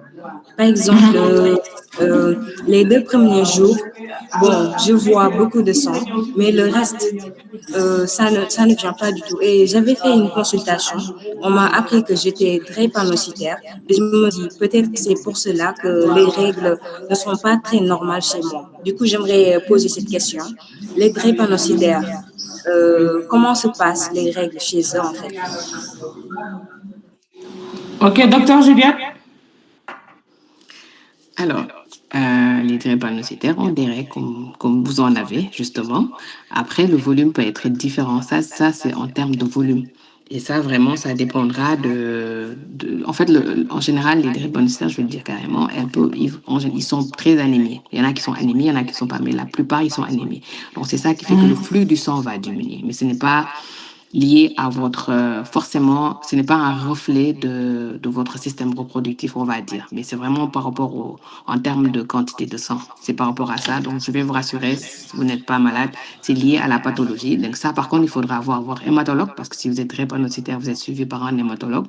Donc, c'est l'hématologue qui va faire le point par rapport à une existence d'anémie ou pas. Et le gynéco fera juste une écho pour vous rassurer en vous disant qu'il y a une autre, pas de pathologie au niveau de l'utérus et des ovaires. Voilà. Merci pour la réponse. Aminata Man, tu voudrais prendre la parole? Oui, c'était par rapport aux décoctions que nous faisons. Moi, la plupart du temps, c'est mon père qui me fait des fois des trucs, comme par exemple de la camomille, ou bien de gingembre, ou bien du clou de girofle. La plupart du temps. Ok, docteur Juliette, qu'est-ce que vous pensez de ces potions que l'on concocte à la maison pour atténuer les douleurs des règles? Elle a parlé de camomille, de gingembre. Ça, c'est naturel. C'est juste... C'est naturel. C'est des tisanes, on va dire. Après, ça, c'est pas des décoctions comme Henriette, ce que tu penses. Il y a d'autres qui utilisent vraiment ce qu'on va appeler des décoctions, mais ça, c'est des tisanes. Ça, je vous conseille. Ça, on peut prendre un thé chaud, c'est du thé. C'est pas, ça ne fera pas de mal. C'est quelque chose, c'est du chaud. Et ça apaise un peu, en fait. Moi, je le conseille à mes patients, mais pas décoction en tant que telle, parce que effectivement, il y en a d'autres qui vont vous mélanger. Je ne vais pas utiliser les termes. Beaucoup de choses, les plantes là qu'on vend là, et qui justement, on n'a pas dit que ce n'est pas bon, mais c'est des plantes qui vont être mélangées. Et deuxième chose, c'est qu'on ne sait pas le dosage. Alors quand vous prenez du thé, vous pouvez prendre du quinquilibre. C'est un truc très simple. Elle a parlé du clou de girofle, elle a parlé de la camomille. C'est des trucs qui sont physiologiques. On peut les prendre, ça ne gêne absolument pas du tout. Je vous conseille même de prendre des thés chauds. Parfait. Mais attention aux décoctions. Merci. Merci pour la précision. Lisa, tu voudrais prendre la parole? Lisa? Sinon, je vais passer à Madame Sissoko. Bonsoir. Excusez-moi. Allez-y. Bonsoir. Merci Bonsoir, beaucoup pour ce webinaire. Moi, je prends les décoctions, en fait, parce que moi, je ne pars jamais à l'hôpital. J'en prends beaucoup pendant les règles. Parce que non seulement je saigne beaucoup, mais il y a la douleur aussi. Et qu'est-ce que vous prenez? Alors, je fais quelque chose pour atténuer la douleur, en fait. Parce que franchement, parlez-moi, les règles, ça me traumatise. Waouh! Et qu'est-ce que vous prenez d'habitude? Je ne sais pas comment on appelle ça. J'achète ça au marché. En fait, c'est les femmes qui vendent ça. Il y a du tiers, il y a quelque chose qui comprend. Tu as les noms en Wolof? Je calme la douleur et après, voilà. Tu as les noms en Wolof? Il y a, en tout cas, à l'intérieur, il y a du tchep. Le tchep, il y a des feuilles. Il y a le goé à l'intérieur. Il y a du bois, je ne sais pas comment on l'appelle en fait. En tout cas, il y a beaucoup de choses à l'intérieur. On appelle ça à 4 côtés. Je ne sais pas comment on l'appelle. Et ça te soulage vraiment? Moi, ça soulage, oui. Pour moi, ça me soulage. Ça soulage. Docteur, est-ce qu'il y a des risques par rapport à ces... Quels pourraient être les risques par rapport à ces médicaments, on va dire, c'est pas des médicaments, hein? C'est des décoctions.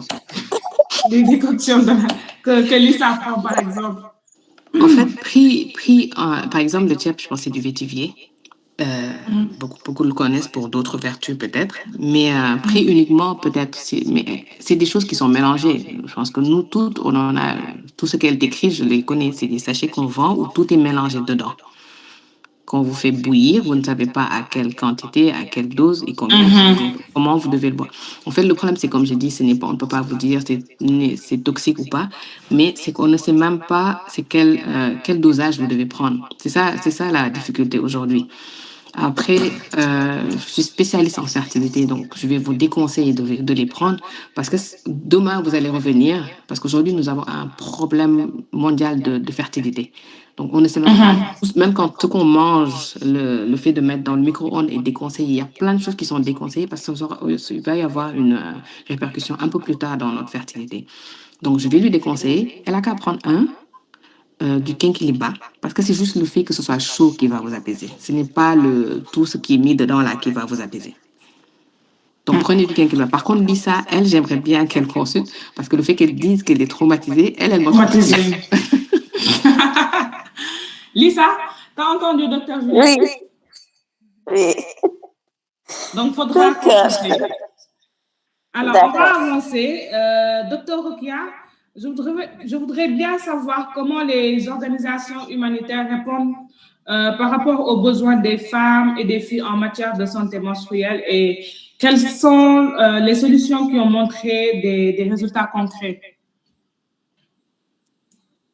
Merci beaucoup. Bon, pas seulement humanitaires, des organisations de développement en général. Tous ceux qui sont humanitaires viennent dans les aspects d'urgence. Donc, c'est des stratégies séparées. Donc, par rapport à tout ce qui est développement, on essaie d'avoir un travail communautaire de base, surtout en milieu avec les jeunes filles elles-mêmes, souvent la paire-éducation, c'est de donner des informations pour permettre à ce que la jeune fille elle-même puisse comprendre son corps, être capable de gérer. Donc, ces informations sont souvent données, il peut y avoir des relais communautaires, la paire-éducation ou des messages ciblés avec, de plus en plus, on a l'utilisation du digital, il peut même y avoir des applications, il peut y avoir des petits livrets, etc. Donc, cette compréhension déjà aide à gérer beaucoup de choses. Par exemple, cela aide à ne pas prendre n'importe quoi. Si tu sais que ton corps est un système et que tout ce qui va avec en termes d'hormones, il y aura des variations, il y aura des perturbations.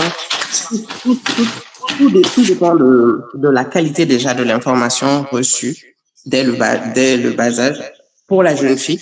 Et après, tout un dispositif pour que, en cas de douleur, qu'est-ce qu'il faut faire? Il faut aller consulter. Et au niveau des centres de santé, les prestataires aussi peuvent être accueillants et formés ou même suivis. Parce que c'est pas donné à tous les prestataires de recevoir. Je sais que Dr. Juliette, elle a été très gentille pour même donner son temps pour dire qu'il y aura quelqu'un à Ziguinchor, mais c'est pas toujours le cas. Peut-être les jeunes filles qui viennent ou demander même des questions, elles peuvent être jugées tout de suite parce qu'on va dire oui, si tu viens ici, c'est parce que tu es sexuellement active, etc. Donc, un environnement favorable, non agressif, qui permet à la jeune fille d'être en confiance et de venir en cas de problème et de revenir travailler. Au niveau des écoles, il peut y avoir aussi des dispositifs, par exemple, tout ce qui est éducation complète à la sexualité. Il y a des enseignants qui sont formés aujourd'hui pour donner des informations, non seulement pour tout ce qui est accompagnement de la puberté, accompagnement de l'hygiène menstruelle au sein de l'école avec des séparations des toilettes et même le fait de créer un environnement habilitant avec des garçons. Parce que si parler des règles en classe aussi, ça normalise un peu. Donc, il faut vraiment en parler, que le sujet soit sans tabou. C'est-à-dire avoir des règles, avoir des douleurs, ça peut être le cas, mais comprendre vraiment tout ce système. Pour tout ce qui est urgentiste, humanitaire, il y a souvent un kit parce que c'est des situations de crise. Il n'y a pas beaucoup de temps, l'accès peut être difficile. Et avoir des systèmes de prophylaxie lorsqu'il y a comment ils appellent ça, des infections. Donc, c'est souvent un kit qui est aussi donné toute une gestion et toute une stratégie d'accompagnement de la jeune fille de bout en bout. Donc, je pense que on en connaît, mais il y a vraiment un travail de fourmi derrière, surtout pour comprendre quels sont nos blocages, nos normes dans telle communauté et quelle stratégie il faut adopter pour pouvoir déployer un paquet qui pourra au moins permettre de faire évoluer les normes, faire évoluer les pratiques et faire évoluer les connaissances. Merci. Merci, Dr. Sissoko. Et pour vous, les filles, que pensez-vous qu'on devrait mettre en place dans les écoles pour aujourd'hui vous aider dans la gestion de l'hygiène menstruelle? Parce que peut-être je suis en train de la parole, je vais chercher mon programme. Pardon? Les filles, Fatimata, Nongo?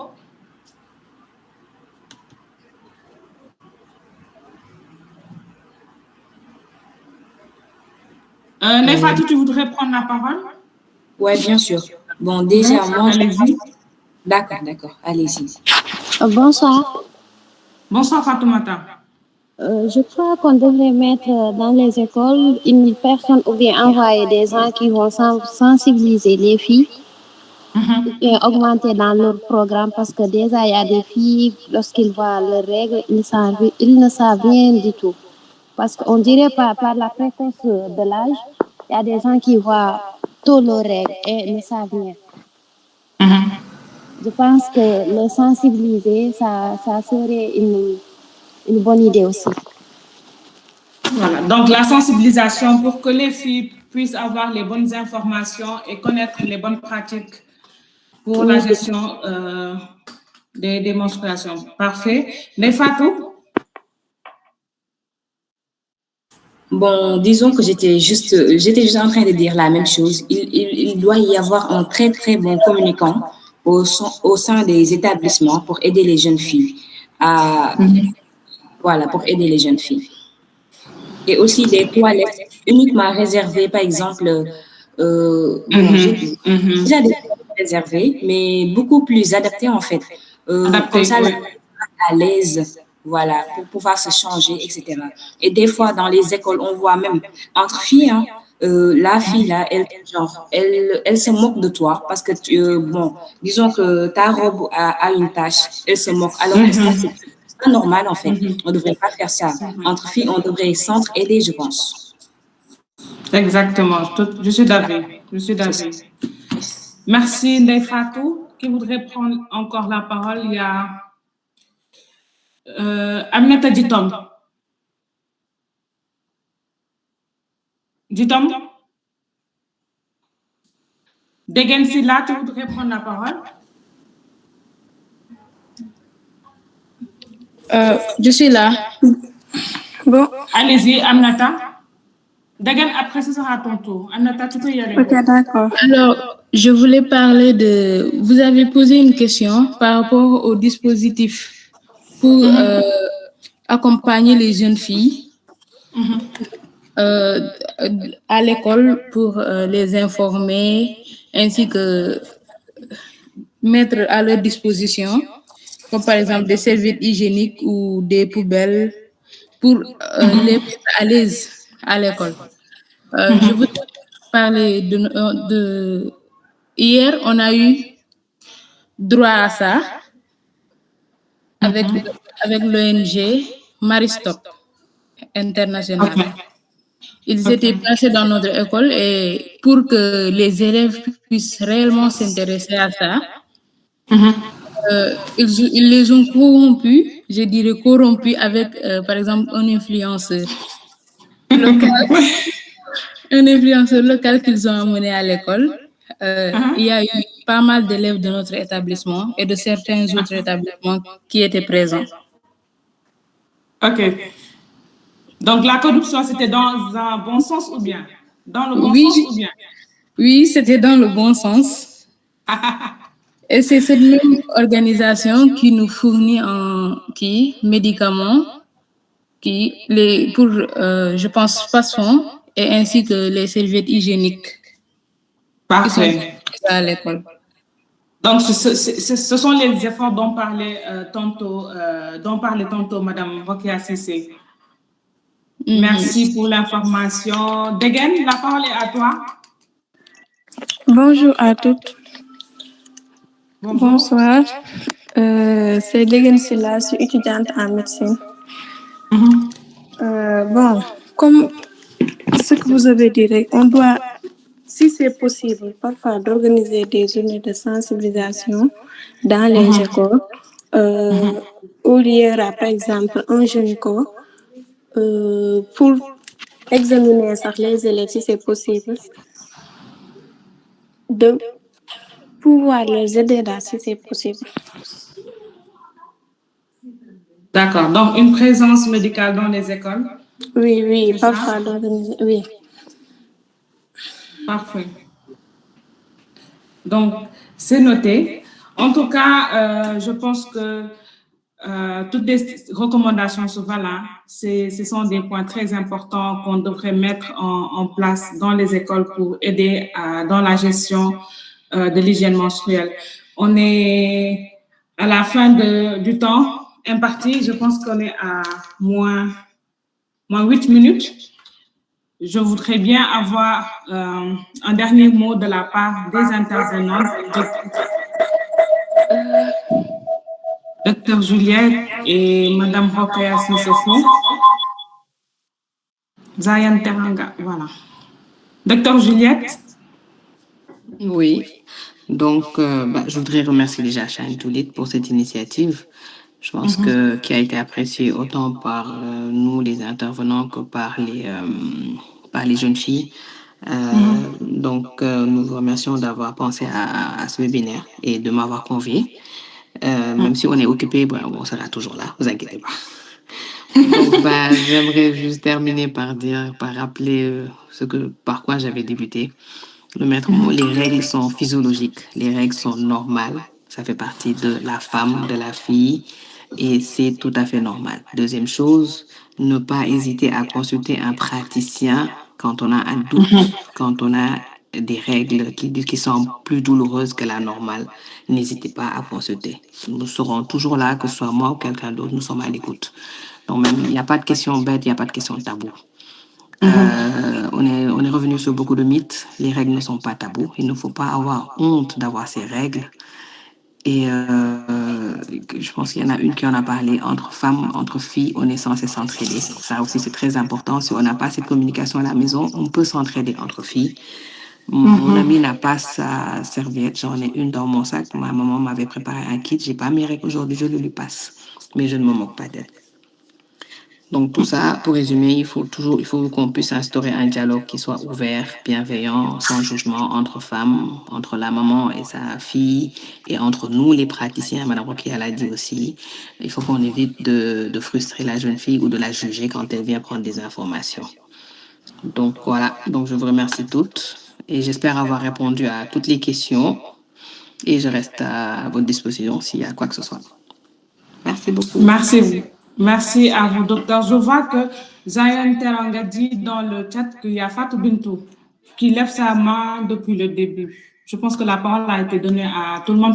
Fatou Bintou, si tu peux prendre la parole avant que Madame Rokhaya passe son mot de la fin. Fatou Bintou, rapidement, s'il vous plaît. Oui, en fait, je voulais dire surtout par rapport dans les écoles, on parle surtout d'infrastructures ou des poubelles pour les services hygiéniques, etc. Il faudra aussi penser à avoir, par exemple, une personne de confiance dans les écoles, une enseignante référente, une infirmière scolaire ou une conseillère d'orientation formée sur ces questions pour que les filles puissent arrêter de souffrir, je dirais, en silence pour pouvoir parler.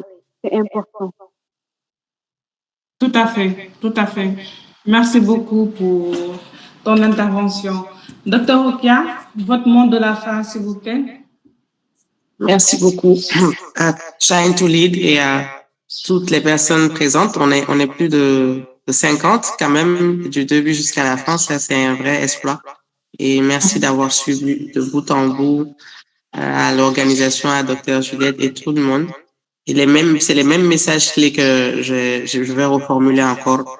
N'hésitez pas, il n'y a pas de honte à consulter. Et souvent, le gynécologue même peut être loin. Allez-y, consultez même une infirmière, une sage-femme, en tout cas, un prestataire de santé habilité qui a été formé et qui est là pour vous.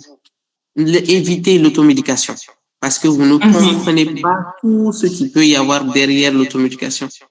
L'automédication, c'est le plus grand défi même de santé publique qu'on a avec même souvent les antibiotiques, tout ça, les résistances. Et vous faites du mal, en fait. C'est pas la peine de faire cela. Donc, allez-y, consultez, posez des questions. Il n'y a pas de honte aussi à poser des questions. Parce que quand on pose des questions, c'est là où on peut avoir toujours des bonnes réponses. Et quand vous n'êtes pas satisfait ou quand vous comprenez pas, et surtout vous avez la chance d'avoir dans ce réseau-là beaucoup d'experts, beaucoup de personnes qui sont là pour vous.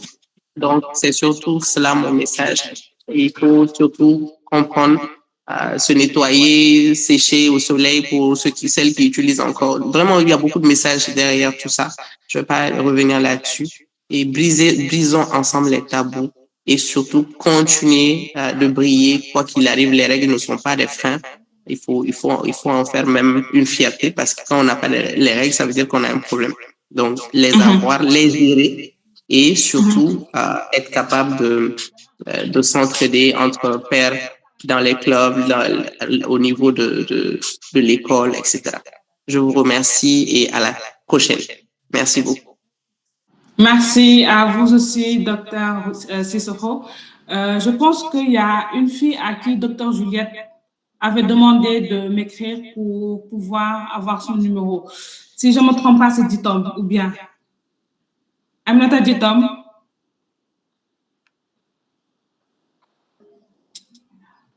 Apparemment, elle n'est pas là. Donc, faudra se rapprocher de l'association pour pouvoir avoir mon numéro. Et merci à tous. Ça a été un plaisir de vous avoir sur ce webinaire. On se dit à très bientôt pour un autre sujet. Merci encore et à bientôt. Merci beaucoup, Merci. Merci à vous. Allez, au revoir.